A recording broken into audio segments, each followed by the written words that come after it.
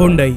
Maruti Suzuki के बाद भारत में सबसे ज्यादा कार बेचने वाली इस कंपनी को पता है किसने शुरू किया था? इस साउथ कोरियन लड़के ने। नाम है चुंग जो यंग। बचपन में सिर्फ 2 वक्त की रोटी के लिए 17 घंटों तक खेतों में काम किया। अमीर बनने का सपना लिए कई बार घर छोड़कर भागा। यहाँ तक कि कई बार तो इसके बिजनेसेस आग लगने, बाढ़ आने और युद्ध की वजह से खत्म तक हो गए। लेकिन फिर भी हार न मानते हुए इसने दुनिया के सबसे बड़े कार कंपनियों में से एक हुंडई को बनाया।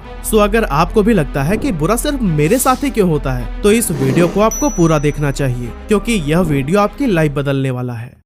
तो दोस्तों, इस कहानी की शुरुआत होती है 1915 में, जब एक गरीब कोरियन फैमिली में चंग जो युंग का जन्म हुआ था। उनके पिता एक किसान थे जो अपने 7 बच्चों का पेट पालने के लिए पूरे दिन खेतों में काम किया करते थे।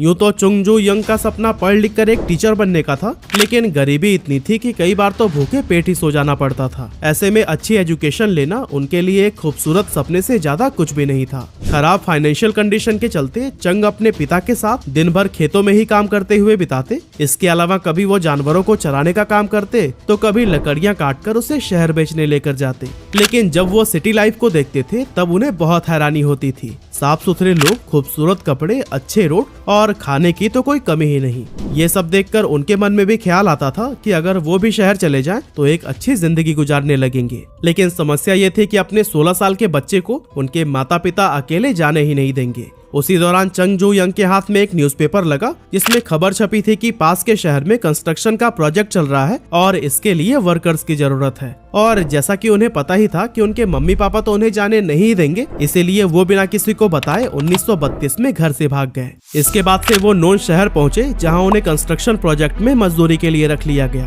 अब यहाँ काम जितना मुश्किल था, मिलने वाले पैसे उतने ही कम। इसके बावजूद चंग जो यंग ये सोचकर सेटिस्फाइड थे कि पहली बार वो अपने दम पर कुछ कर रहे हैं। हालांकि उनकी ये खुशी ज्यादा दिनों तक कायम नहीं रही, क्योंकि घर छोड़ने के बाद से ही उनके माता पिता इन्हें पागलों की तरह ढूंढ रहे थे। और फिर आखिरकार 2 महीनों के बाद चंग उन्हें मिल ही गए। पिता ने उन्हें डांट लगाई, समझाया और जैसे तैसे मनाकर अपने साथ घर लेकर आए। अब चंग घर आकर फिर से वही खेतों में काम, जानवरों को चराना और लकड़ियां काटने जैसे पुराने कामों में लग गए। लेकिन इस सब में उनका दिल बिल्कुल भी नहीं लग रहा था। हर वक्त दिमाग कंस्ट्रक्शन साइट पर ही रहता था। वहाँ बिताए गए वो पलों को याद करते थे, जिसके चलते धीरे धीरे उनके मन में कंस्ट्रक्शन और इस जैसे प्रोजेक्ट से उन्हें लगाव होने लगा। अब चंग जो यंग के घर वापस आने से फैमिली तो बहुत खुश थी, लेकिन चंग को अपने पुराने रूटीन में घुटन सी महसूस होने लगी, मानो जैसे शहर उनका इंतजार कर रही हो। इसी के चलते वो 2 बार और घर छोड़कर भागे। लेकिन फिर से कुछ दिनों तक शहर में काम करने के बाद उनके पिता उन्हें ढूंढ लिया करते थे और फिर न चाहते हुए भी चंग को घर वापस आना पड़ता था। हालांकि इसके बाद उन्होंने फिर से एक बार हिम्मत जुटाई और 18 साल की उम्र में चौथी बार घर छोड़कर सियोल चले गए, जो कि फिलहाल साउथ कोरिया की राजधानी है।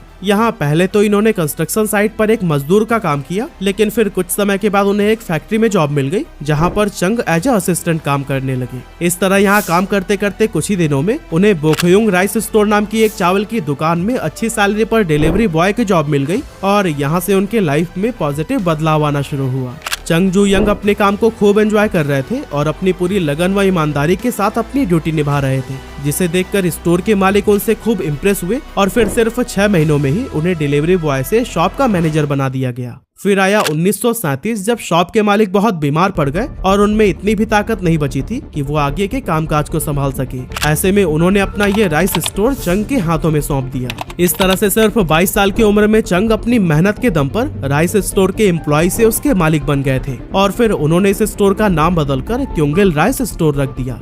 इसके बाद से उन्होंने लो प्राइस, हाई क्वालिटी और टाइमली डिलीवरी के दम पर एक बहुत ही लॉयल कस्टमर बेस तैयार कर लिया। लेकिन जब उनका कारोबार बहुत अच्छे से चल रहा था, तभी कुछ ऐसा हुआ जिसने उन्हें सब छोड़कर घर लौटने पर मजबूर कर दिया। असल में उस समय कोरिया पर जापान का कब्जा था और जापान वर्ल्ड वॉर 2 में कूद पड़ा था। ऐसे में जापानीज गवर्नमेंट चाहती थी कि वॉर के दौरान उनके सैनिकों को समय समय पर जरूरत के मुताबिक चावल मिलता रहे। इसके लिए उन्होंने वहाँ की सारी राइस शॉप्स को अपने कब्जे में ले लिया था, जिसमें कि चंग जो यंग का शॉप भी शामिल था। इसके बाद से चंग 1 साल तक अपने गांव में रहे, लेकिन फिर बाद में हिम्मत जुटाई और 1940 में 3000 वॉन का लोन लेकर एडो सर्विस नाम का एक गैराज खोला। लेकिन बदकिस्मती से अभी 1 महीना ही गुजरा था कि उसमें भयंकर आग लग गई और उनका ये बिजनेस भी बर्बाद हो गया। अब चंग के सामने सबसे बड़ी प्रॉब्लम थी लोन को चुकाना और कस्टमर्स को जले हुए व्हीकल्स का मुआवजा देना। काफी सोचने समझने के बाद उन्होंने वापस से 3500 वॉन का लोन लिया और पहले से भी ज्यादा बड़ा गैराज ओपन किया। चंग